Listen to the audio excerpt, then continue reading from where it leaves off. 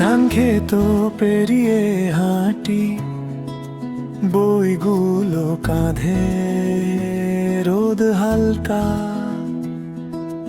কাঠের সেতু, ছোট নদী,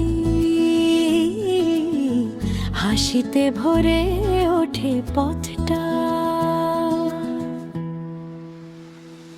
এই কাশমারি আমাদের ক্লাসরুম, খেজুর গাছ, নীল আকাশ, রুম রুম।